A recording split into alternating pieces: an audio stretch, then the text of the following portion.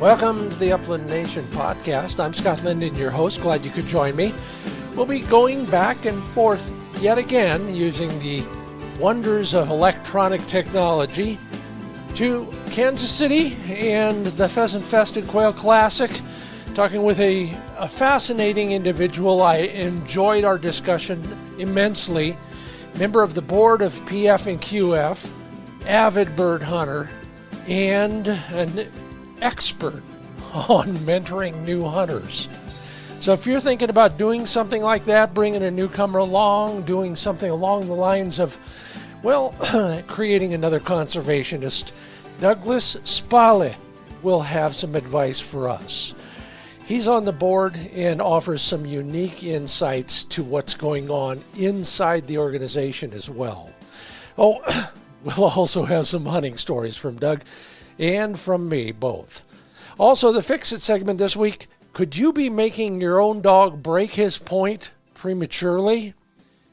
A point to ponder coming up there, and your chance to win the 4-pack of pointer shotguns in our Fur Feathers Friends initiative, including the Word of the Week and a monthly prize for that as well.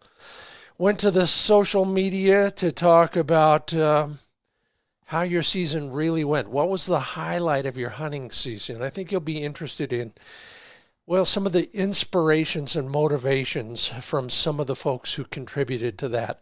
It's all coming up on the Upland Nation podcast, made possible by Mid-Valley Clays and Shooting School, Trulock Choke Tubes, MidwayUSA.com, Purina Pro Plan Sport, Sage and Breaker Gun Care Products, and Roughland Dog Kennels, and High Viz Sites.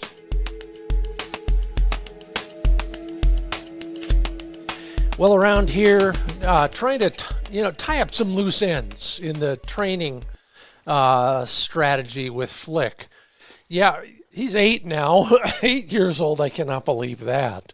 But there are always things to polish, and one that's on my agenda for right now, and we're working on it, is what I'll loosely call the dead bird searches, blind retrieves.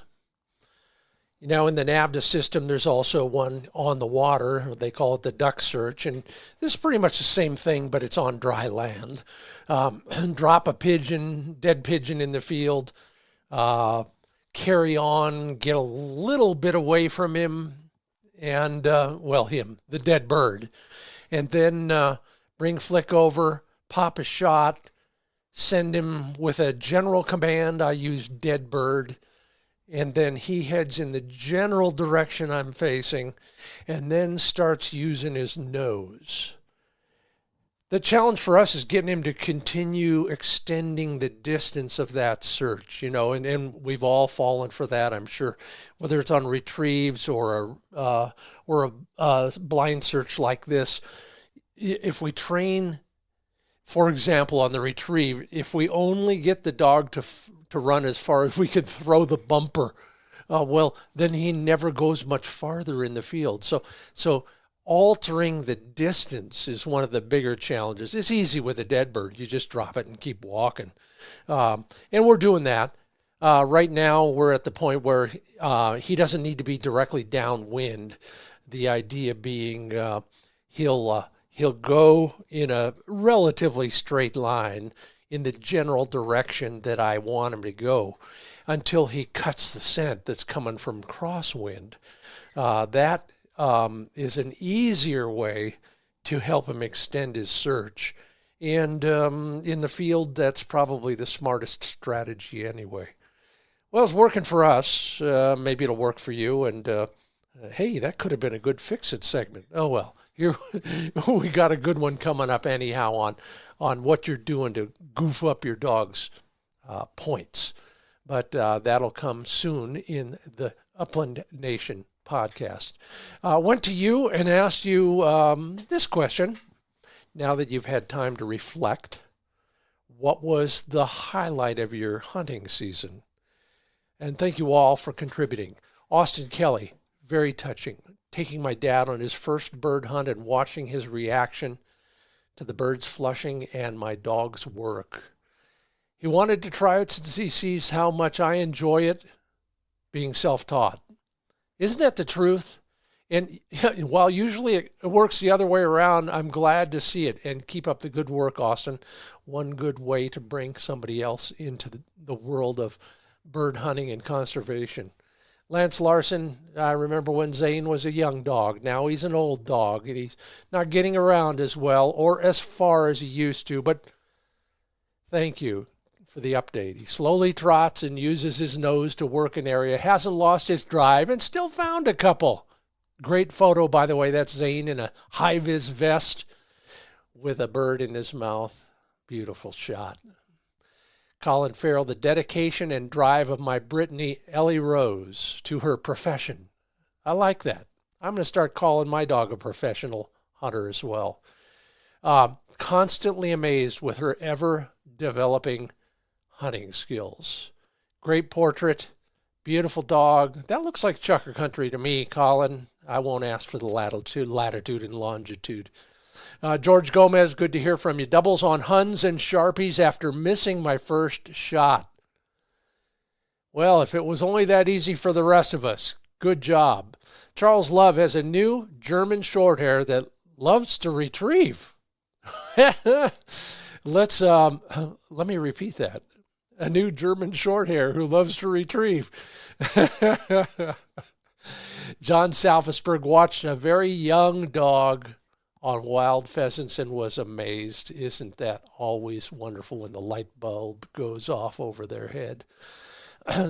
Jenny and Preston Gardner, good on you. They took a 70-year-old friend who beat cancer. He'd been out of the world of hunting for 30 years. This is a photo he sent me before hunting season. He shot his first hunt ever as well. Also got my pup out for her first season.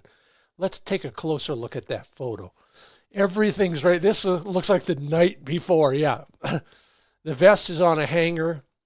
The boots are right next to it. 2 water bottles, a box of ammo, and a cased shotgun next to it all. Right at the front door, I'll bet. Waiting for you to go. I'm glad it was a good time. Chad Clayberg, watching my Griff Rainey make her first retrieves on geese. Well, yeah, that's what they're for. Versatile hunting dog, conserve game, hunt with one of those. Lynn Glock, the highlight, calling an old friend I probably had not seen in over 10 years. Driving to meet up, stay a couple nights, and some fun hunting together. Okay, Lynn, thank you. This is the new bumper sticker I'm going to start publishing. Hunting birds can bring people back together. Isn't that the truth? I have a hunting buddy. In fact, I should call him. It's been a long time. He lost his dog and is not doing much anymore. Who had a kind of a great life plan. He'd retired and decided once a week he was going to call somebody he hadn't talked to in a long, long time. Yeah, it's probably hard until you kind of get in the groove, but absolutely worth pursuing. And look what happened to you, Lynn. All the better. Aaron Gotteridge. Aaron, someday I'll get that right. Gotteridge. My dog and I getting our first chucker. Hey, welcome to the fraternity, Aaron. First bird dog, I did the training myself, so I was pretty happy. Yeah, deservedly so. Good job. James McConnell, my week spent in Montana. Echo that. Court Green, the few times I was able to get out, absolutely. Mike and Erica Carr, no porcupines. And Olson's gun dogs. I shot a double over my dog Tucker. Yeah, congratulations. Well, some great motivations, inspirations, some spectacular stories in there. I'm so glad to hear those. Keep up the good work. And, you know, that does remind me, go to furfeathersfriends.com and enter the contest. Show us some of those pictures. Yeah, you never know. You might win that 4-pack of pointers or the monthly prize with your word of the week. More on that coming. That portion of the show brought to you by Mid-Valley Clays and Shooting School. These guys hunt. These gals hunt. But they're also incredible instructors. So they know what you need to get her done in the field. And if you're looking for a new shotgun, midvalleyclays.com is sub-gauge central. Always 20s, 28s, and 410s in stock. Call Dave Fiedler. Yeah, you could debate the 410 topic until the cows come home. He's got some great thoughts on, well, all the small gauges. But the key to using Dave Fiedler effectively at Mid-Valley Clays is he knows guns, he knows hunting, he has a line on those hard-to-get shotguns, and he'll counsel with you on what you really need out of a new gun. You might be surprised at where you both end up in that process. Go to midvalleyclays.com and learn more. And as I've bragged before, Flick went into the bird season at 62 pounds, came out at 62 pounds. He's still at 62 pounds because I feed strategically. At the top of that list is Pro Plan Sport from Purina. That's my dog food of choice. It just works for Flick. It's 100% complete and balanced nutrition. It's designed for highly active dogs like ours, and high protein formula with meat as the first ingredient. Those are the keys to keeping your dog in condition no matter what time of year it is. And remember, even in the off season, you're working that dog. He needs the same great nutrition. I feed Pro Plan Sport, and so should you. ProPlansport.com. Learn why. ProPlansport.com. Now, let's ride that magic carpet to Kansas City, Missouri.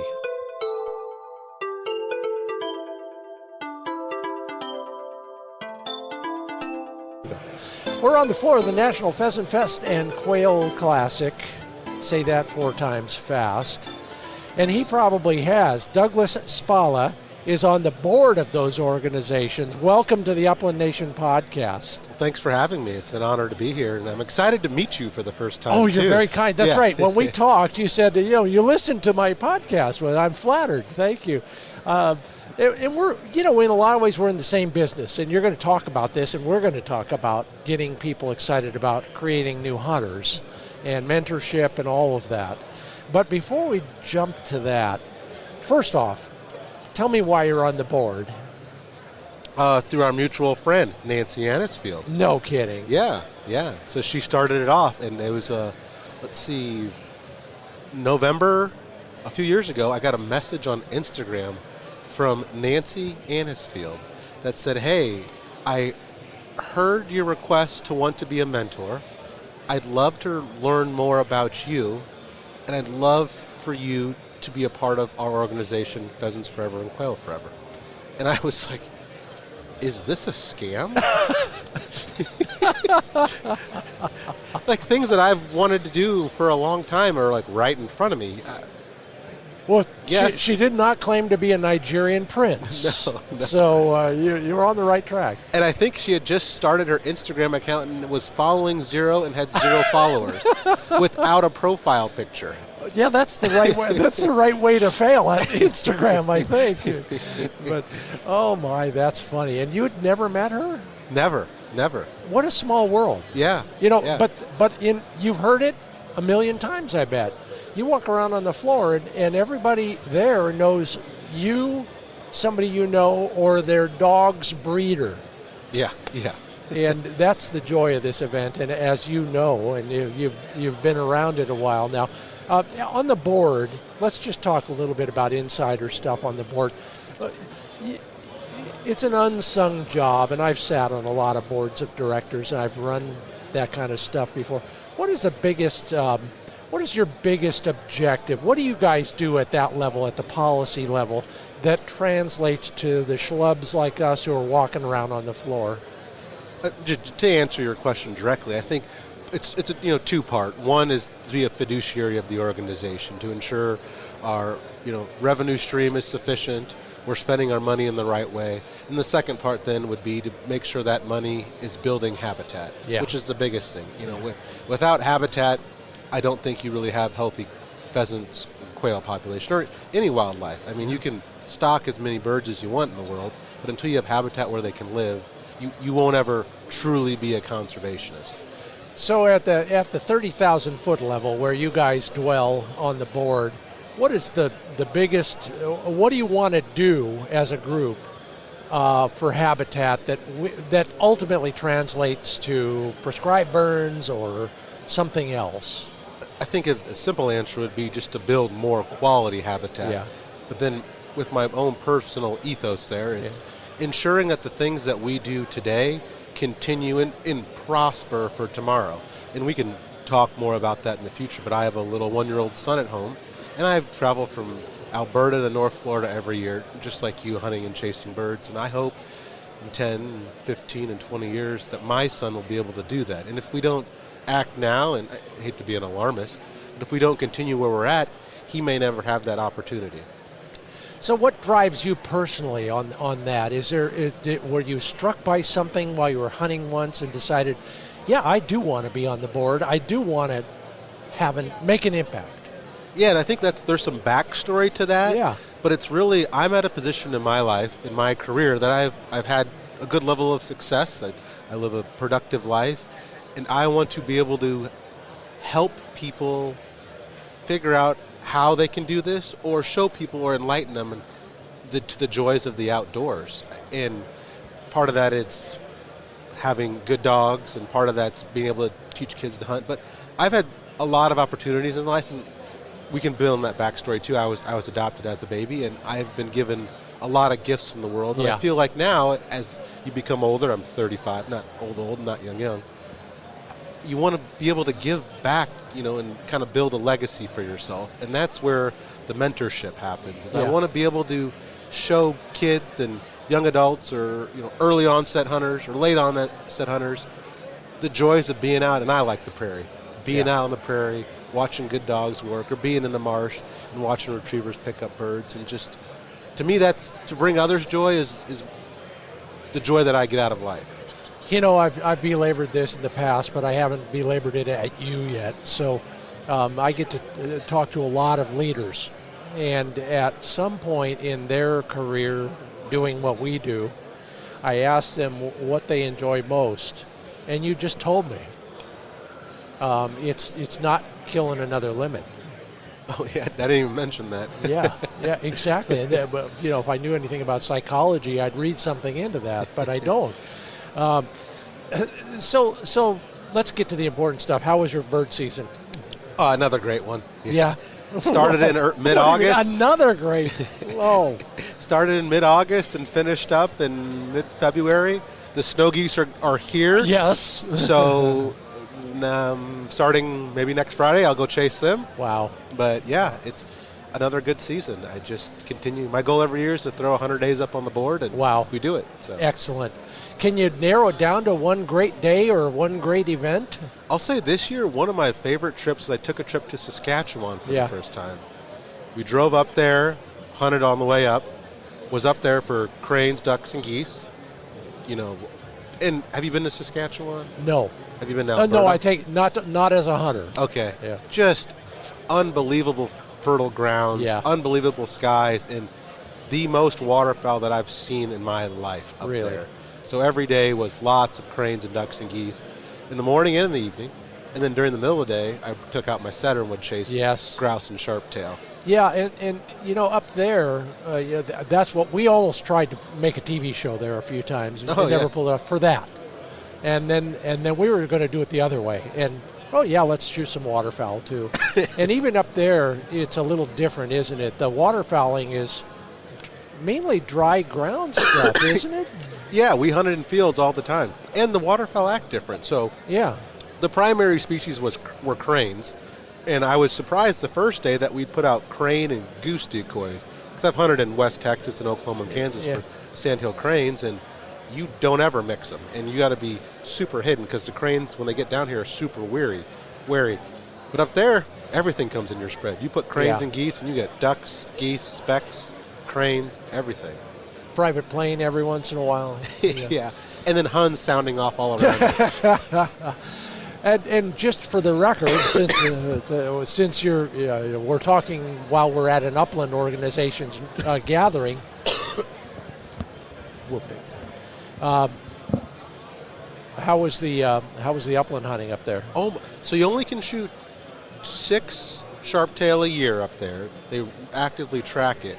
But for me, we'd go out there and I'd have new guys come out and hunt with me that were like big waterfowlers. And we'd go out there and we'd move 6 groups in an afternoon of 20, 30 birds. Wow. And for the waterfowler, they're like, oh, wow, this is awesome. Something else to do. And for me, I didn't have to shoot. I'd be like, all right, we'll find the birds for you. You just shoot them. Yeah. So that was, it was fun. And the Huns are everywhere there, too. So you'd move 5, 10, 15 groups in an afternoon. So there's birds everywhere. How'd your dog do? She's great. Yeah. I have a setter. She's 3 years old now.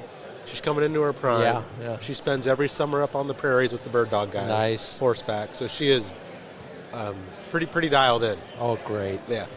You know, what is it about that country up there? I don't work for the tourism authority or anything like that, but there is something so attractive about upland bird hunting in Saskatchewan. Is it the country? Is it those bird numbers which are astounding, or is it something else?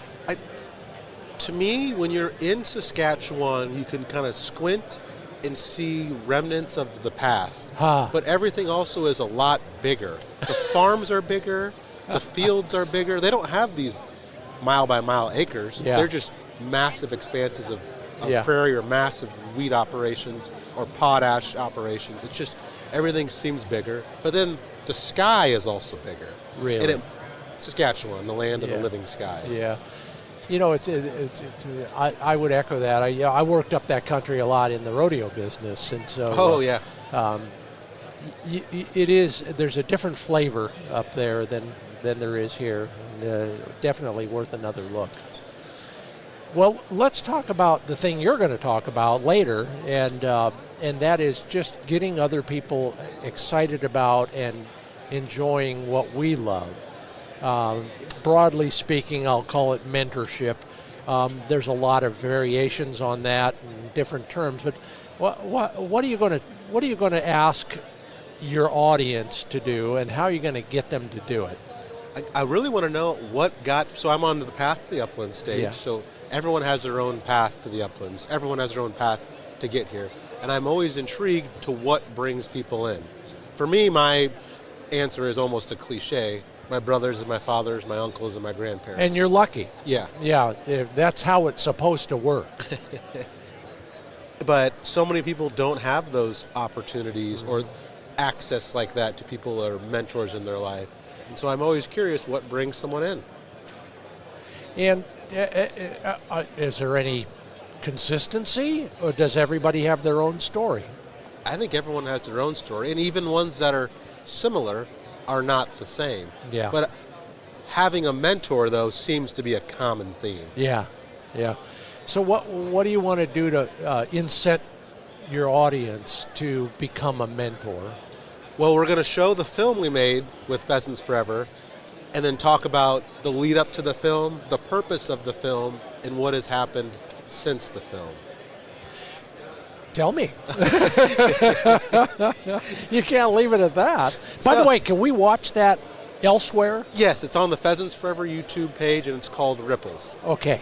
And this leads into the beginning of our discussion with Nancy. Now I'm going to be thinking about the Grateful Dead Jerry Garcia tune the whole time. Did you license the rights to it? No, you should have. Good thing I know some good PI lawyers. Yeah. Anyway, so back to Nancy. So I had reached out to Bob St. Pierre, I believe, and I said, I would love to be a mentor for somebody. And I kind of told Nancy my story based upon her true interactions on Instagram. And and Bob said, well, we're going to do a podcast with this guy named Eric Peterson. He's a photographer out in Montana, and he has an adopted son, Casa, from Ethiopia. And I said, maybe his son is black, like me. And he was. And I said, Eric, I would love to be a mentor to your son. Your story seems similar to mine. We both have mixed race families, and growing up I never needed like a black hunting mentor. Yeah. But it would have been nice to see in I the get media, it. Yeah. just to see. And I said, Casa probably doesn't see much now, but more, and I'd love to be that person for him. I get it. Yeah. I was raised by black women. Oh, really? That's a story for another time. You have aunties, huh? Yeah, yeah, exactly right. Thank you, Rose, Polly, Genevieve. But take me to the next step on that adventure. So I met Eric via a phone call, and then Nancy kind of helped facilitate this conversation. And Eric is a filmmaker too. Yeah. And I was like, Eric, when I look at you and your son, it reminds me of my father and I. Casa was a young boy, 12 or so, and it's like, that reminds me of, I'm going to get a little emotional here. It reminds me of my father and I. And I'd love to get an image of you in Casa hunting with me and my father looking at you guys. It'd be like looking at a picture of the past. He's like, how are you going to do that? I said, well, we'll come out and visit you. He goes, let's make a film about it. So we talked to Bob. We had talked to Nancy. Pheasants Forever loved the idea. And Eric had previously written an article about how to make a hunter, about him and his son. Yeah. And we're like, get you all to Montana. Let's make a film. Yeah. And so my dad and I loaded up, drove out to Montana, and we made that film Ripples. And it was about my story, our adoption. The climax was meeting Casa and Eric and his other son Henry, and then enjoying a couple days hunting the great landscape that is Montana. Yeah. And since then, that was 2021, I have begun to expand. I got on the board of Pheasants Forever after that, and begun to expand Ripples, if you will, meeting people like you, continuing to travel the country, meeting more uplanders and waterfowl, and mentoring more. And the whole crux of that story, the title, Ripples, is when Eric put that drop in the pond saying, and I forgot to mention this, I'd love to find a mentor for my son. I answered that, and everything that's permeated out from that initial discussion. So the ripples, before they reached the shore, touched other people, other places. Of all of that, were there any surprises? Was there something you hadn't expected in that process? I think learning the value of adoption, when we made that film, I was very emotional, and I get emotional too. Thinking about where I started at in the slum in South Texas, to being able to be in this beautiful family that loves and cares and provides for me. And that's really what turned the switch. Like, you gotta use these opportunities that your parents gave you and help other people. And so, like, learning the value of mentorship was a part of that, but also the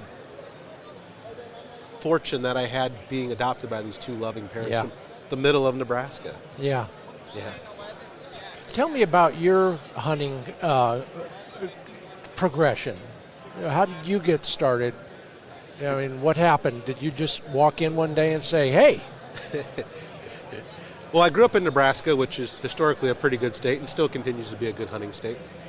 My father hunted, my brothers hunted, my grandparents, aunts, uncles. So from early age, 8, 10, 11, I'd go out and pheasant hunt with them, and every day was kind of the same, and I love it.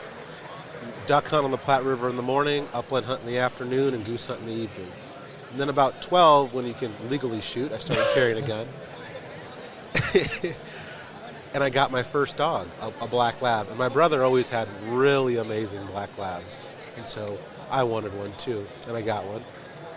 And so growing up, it was like my way of bonding with my dad and my brothers and my grandparents is just hunting that way in Nebraska. Yeah. Excuse me, I got a cold a little bit. Then I went off to college. That black lab continued with me. And I still continued to hunt too. And a good little wrinkle there is a lot of one of my father's best friends was a priest at the Winnebago tribe in Nebraska. Okay. So a lot of my hunting was done in Nebraska, but also in the Dakotas. And we spent a lot of time with the various prairie tribes. So learning that spiritual side in the Christian side of Native American life really instilled this value of the special nature of the specialness to animals and nature, but also hunting prowess from them too. Nice. Went on to college and continued to hunt a little bit, and then I moved to Chicago for law school. And I finished law school, and my father got really sick with cancer. And so before I started my career as an attorney, I moved home with him to help, because we thought it was going to be the end, you know. And towards the end, he started getting better, and he's like, you need to go back to Chicago, figure your stuff out, you know. We gave you all these opportunities in life. You need to go be the lawyer you wanted to be. And he said, but go take a puppy with you.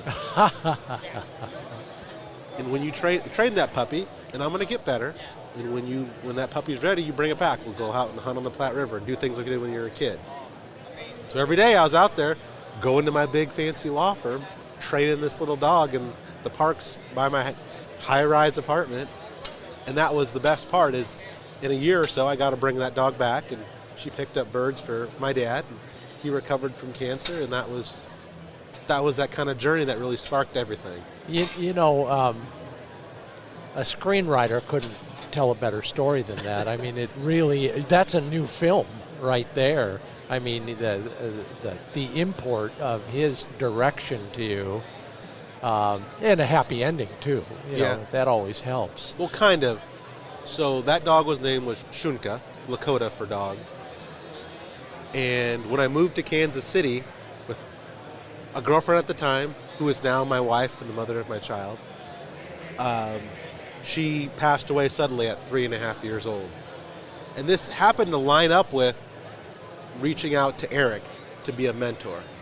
And I reached out, and we were going to try to do something, and then Shunka passed away, which was pretty tough for me because she was kind of that promise to my father. But then Nancy reached out. She's like, we need to get another dog. Yeah. And so the film follows the progress of us saying, well, we're going to get back on this horse. Yeah. We're going to get a new lab. You're going to be a mentor, and let's do this thing. And so, I love it. Yeah, that's a great set of stories. And it could be, like I said, a sequel or a prequel. I'm Scott Linden. This is the Upland Nation podcast. We're talking with Douglas Spale. He's on the QFPF board. And we'll talk more mentorship after a quick break. More with Douglas coming up in just a few moments, and our Fix It segment, where I talk about, well, something I learned the hard way about humans creating unsteady dogs when they're on point. And, of course, your chance at the 4-package pointer shotguns and that Word of the Week monthly prize coming up after a word from TrueLockChokes.com. Now, I've talked about this in the past, and I want to talk about it again because I haven't mentioned it for a while, but if you want to add a few more birds to the bag this season, take a look at the pattern paper. What? You don't pattern your shotguns and your ammo? Well, go do that. Figure out whether there are holes in your pattern. And if they're bird size holes, oh boy, it's time to look at a new set of choke tubes. And TrueLock choke tubes is probably the most meticulously designed choke tube you can find. A quality control program second to none, produced in the USA of USA materials. Exact exit diameters are marked right on the body of the choke tube so you can know exactly what you're getting and how to use it. A lifetime warranty, satisfaction guarantee. And there's always some sort of a promotion going on at TrueLockChokes.com. TruLock chokes.com. And Roughland Kennels. Yeah, just reconfiguring the back of my truck yesterday and moving mine so that I can flick in that kennel from the side and from the front. Yeah, take a look at their website, Rough, R-U-F-F, Rough. Oh, I get it now. Good job, Doug. Roughlandkennels.com. You'll see what I mean. There's ultimate flexibility when it comes to the kennel itself, the crate, and then all the other gear that they provide. They're working real hard to create the ultimate travel system for your dog. Everything from ways to carry food, carry water, how to configure your kennel crates, dog bowls, trays for storage, trays for holding water. I've got them all. I love them. Learn more at roughlandkennels.com. Now, you got your real ID? You're going to need it because we're traveling to Kansas City, Missouri.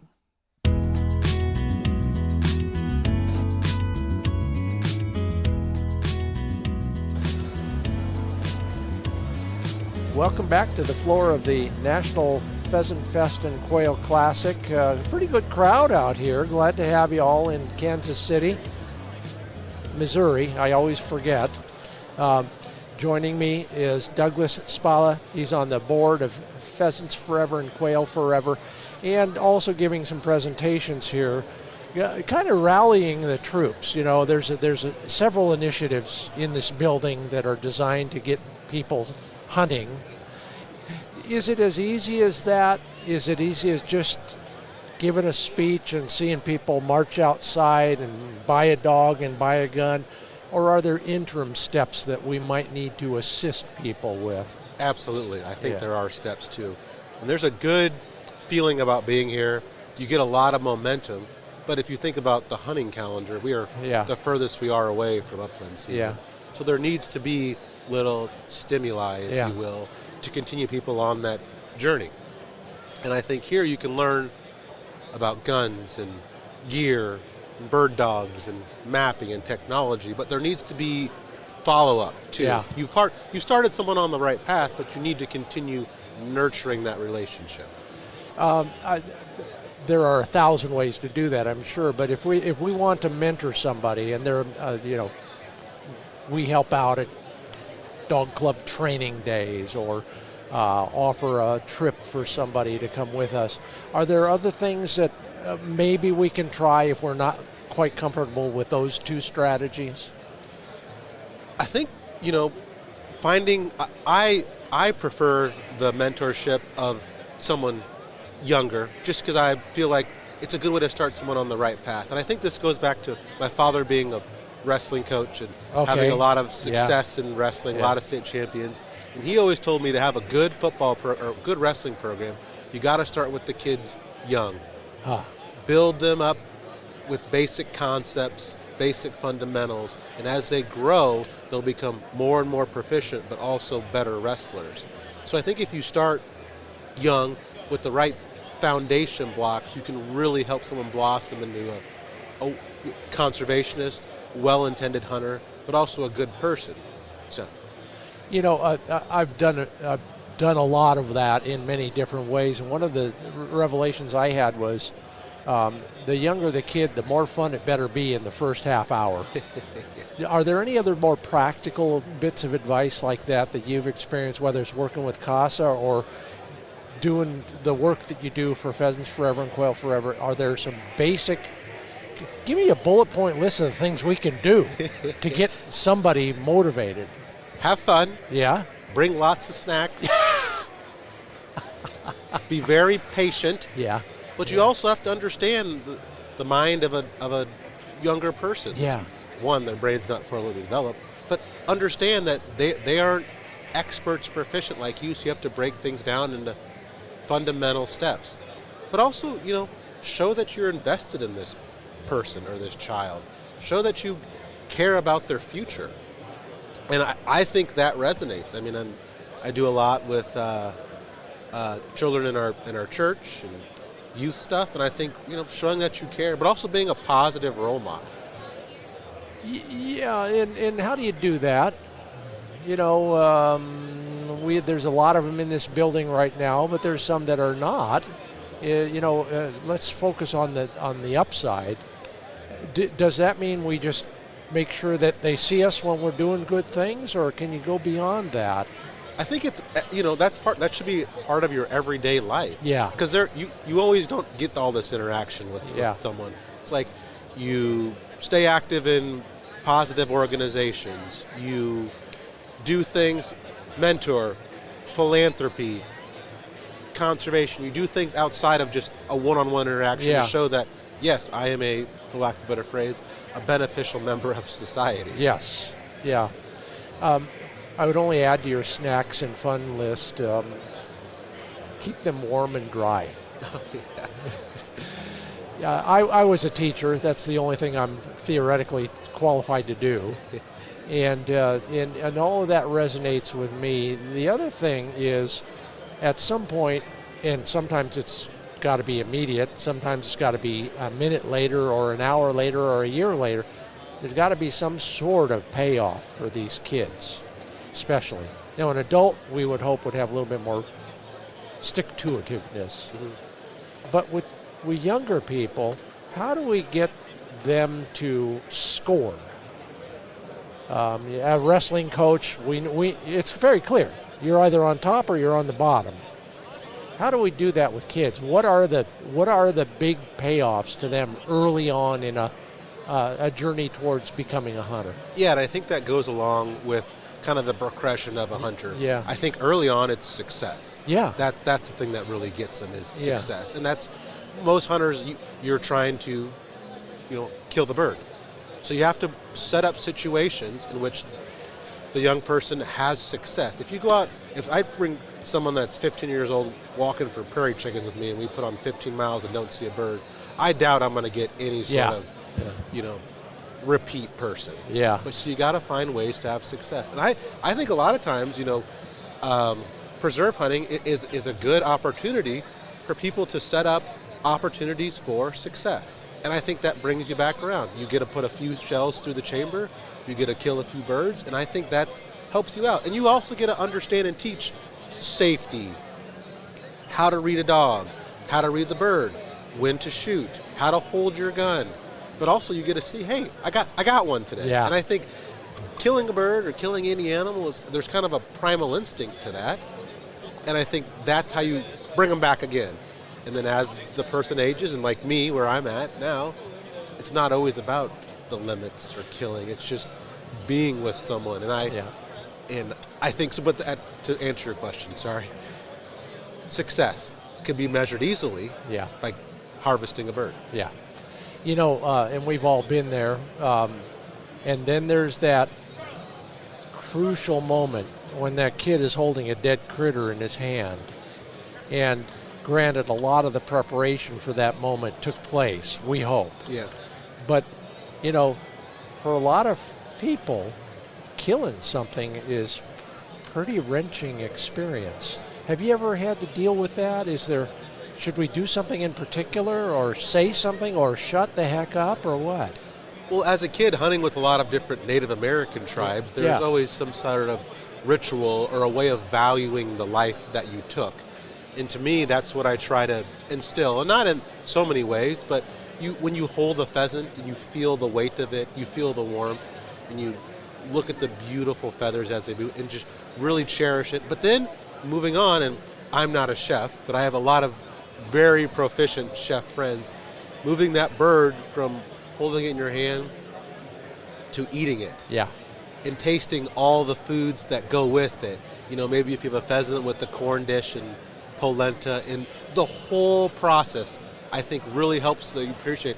The kid can say, I did that. Yeah. I killed that bird. We made this food. Our bellies are full, and I think that's the way to value the life you took. I'm right with you on that. I have two lines in there. One is, what an honor to help feed the tribe. Yeah. And the culmination. In fact, I think I might own the copyright on this. Field to feast. Oh, yeah. And really celebrate the conclusion, the logical, ultimate conclusion. I love that idea. That's another way to turn people from non-hunters to at least hunter adjacent. Mm-hmm. Feed them something great, even if they didn't even harvest it. And that's, so when I lived in Chicago for 8 years, I would do a lot of waterfowl hunting. And Chicago being a food capital of the United States, I met a lot of people. I did an article with DU with this Ukrainian chef that I met. And there's a lot of good Asian infusion restaurants too. Bringing wild game to accomplished chefs and making a meal was a good way to bring that non-hunter into hunting space. And then a dog is also another good way to bring someone in. If you ask everybody on the floor today how'd they get started, or what they like most, it's absolutely the dog. Hey, I do the survey every year. I know that. Yeah. And that's one thing that got me started with mentoring. So when I was in Chicago, I helped with this organization called Off the Street Club. Okay. I took kids from the west side of Chicago into the city to do activities and see what life is like from outside of the west side of Chicago, which is pretty bad.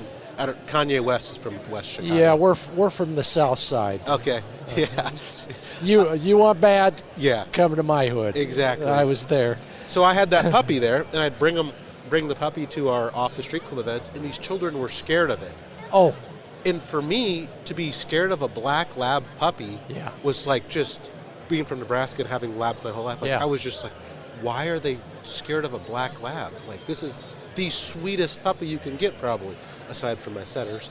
But yeah. And so then I was like, there's a disconnect here. Yeah, isn't that interesting? There's a disconnect between dogs being family pets and them being afraid of them. Yeah. And that's the mentorship journey really started from that point, because I couldn't believe it. We can probably guess why. We've both been there. But how do you get over that? Is it just a matter of conditioning, like training a dog? Yeah, acclimating, bringing that puppy around. And as that puppy got bigger and became rambunctious, for me it was a good training exercise to have around a lot of little kids. Yeah. But for them, the exposure, I think, was very important. Yeah. And then as I trained that dog, she became very proficient. And then they would come out and want to throw bumpers. And I was like, oh yeah, set these marks here. But they love to throw bumpers. But then to build that animal up, I think is a good way to bring someone in, because if you have children on farm animals, horses, everything, I think there's a primal instinct to want to be around animals. And I think that's a good way, that exposure is a good way to kind of bring someone into the upland space. Well, Winston Churchill said the outside of a horse is good for the inside of a boy. And I think there's some truth to that, whether it's a horse, a donkey, a mule, or a Labrador. Yeah. I love that idea. And, we don't do enough of that. We get so dang serious about our dogs and our dog training. When, especially with a young dog, we got a window of opportunity to do things like that that really can change a life. I agree. And I'm don't worry, I'm very into dog training. Yeah. I mean, I have both my dogs are field trial dogs, and I'll have another one coming here soon. And I'm do the bird dog stuff up in the prairies with the horseback, and my labs do field trials here outside of Kansas City here, and they'll all leave here in about a month, and I'll pick them up in August again. Yeah. But I think the dog is such a great nexus to building relationships, especially in the upland community. And it's always amazing how many people I have met because of a dog. Oh, yeah. Yeah, you drive anywhere, you park, if there's a dog box in the back of your truck, somebody's going to ask about it. Yep. That's how I got into this world. I lost the argument. We got a dog because she said, there. Oh, okay. It worked for me. I'm glad it worked for you, too. Well, if you want to leave us with one parting bit of advice, if we want to go to the next step and have a Nancy Annisfield call us and say, hey, or the other way around, how do we what's the first step to becoming a good mentor? I think one is you building out and becoming a member of Pheasants Forever or Quail Forever, and using the support system they have within the organization, especially the chapter level organization, to really help people in your community. Yeah. There are so many resources. There's curricula of various sorts right here for the taking. And you guys work hard at developing that stuff. We should take advantage of it. It's worth whatever the dues are these days. I don't even know what it is, but it's an investment in all of that and more, whether it's your own kids or anybody else. I'm inspired. Good job, and I can't wait to see the film, and I hope I can hear you speak later today or tomorrow. Douglas Spale, member of the board, QFPF, public speaker, and all-around good guy, even if he does own Labradors. Thanks for being a part of the Upland Nation podcast. Thank you. Thank you for having me. All right, stick around for the Fix It segment where I pose the question, are you making your dog unsteady? It's coming up after a word from MidwayUSA.com. I was back there a while back. I was just thinking again of how incredibly magical the automated distribution center is. Like I said, there are a lot of moving parts that literally there, but the key to it is Larry Potterfield and his team have made the process so efficient that if you order gear before 3 p.m. Eastern time, it'll be on a truck going out of the distribution center and into your hands that very same day. Sign up for emails or text messaging and get 10% off your next order. Customer satisfaction is their number one goal at midwayusa.com. And if you want to see what you've been missing, and believe me, I could use all the help I can get, well then consider putting some high-vis sights on your shotgun muzzles. Yeah, these patented interlocking light pipes allow you to kind of acquire the target while your mind's eye is acquiring the muzzle. Put them together, boom, fetch. It works for me. And the light pipes are available in various colors depending on the weather conditions, the lighting conditions, whatever you need. Take a look at how it works. Watch my video at hivizsights.com. hivizsights.com.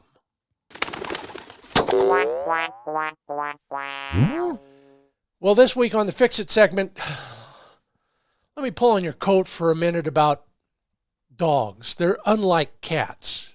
Curiosity probably won't kill your dog, but it could cause him to break on a flushing bird. Yeah, and sometimes it's your fault. If he feels like he's being squeezed out of the action. Now, what I mean by that is, dog hits a point. You kind of know where the bird is. The dog really knows where the bird is. You're going to walk in and flush that bird and then hopefully shoot it, unless you shoot like me. What do? Well, the first thing you do is you walk in on the bird and obscure your dog's view of where that bird's probably going to flush and fly. Now, it may not happen at that point, but at some point that bird gets in the air, the dog can't see it. He's going to move so that he can see that bird fly and see where it drops if you shoot better than me. So rather, and for a lot of other reasons I'll talk about down the road, why don't you instead, I humbly suggest, swing a little bit wide of the dog and go into the bird obliquely so that, first off, you're cutting off an escape route. Second off, the dog can see the whole transaction take place without having to move because you're a better door than a window.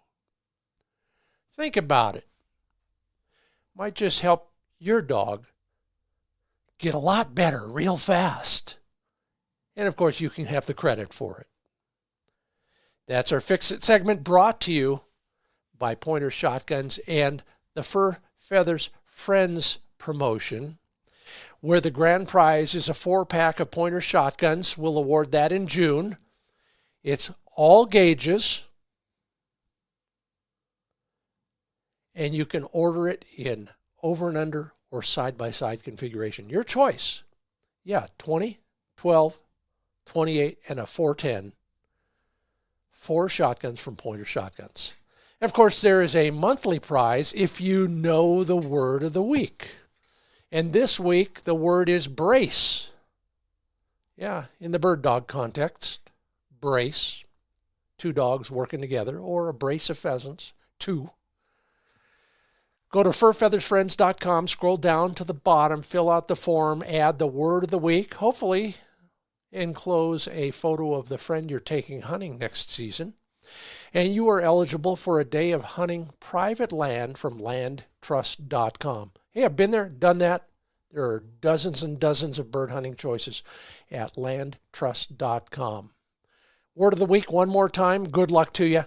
The word is brace. And that entire segment of the program is brought to you by sageandbreaker.com. Gun cleaning and care, transport, and other gear that you will use shooting and hunting. Now's the time to stock up on their consumables. Cleaning, lubricating, and protecting spray, the bore cleaning solvent, firearms grease. Yeah, and the bore cleaning solution. It is a solution for keeping your bore clean, but it's an incredible system. You got to see it to believe it. They've thought of everything. You can think of going to sageandbreaker.com and learning more. That's sageandbreaker.com. Well, thank you, Douglas Spale, for your insights and inspiration. I hope I become a better mentor as a result of our discussion. And I thank you all for listening. Please tell one person, or better still, tell a whole bunch of people by leaving a rating at Apple Podcasts. Thank you in advance for that. And thank you to our sponsors who make it all possible. Roughland Dog Kennels, Purina Pro Plan Sport Dog Food, Mid-Valley Clays and Shooting School, Trulock Choke Tubes, MidwayUSA.com, Sage and Breaker Gun Care Products, and High-Vis Shooting Systems. Some new stuff up at findbirdhuntingspots.com. I'll see you there, or I'll see you on the range. Thank you again. I'm Scott Linden. Appreciate your listening to the Upland Nation Podcast.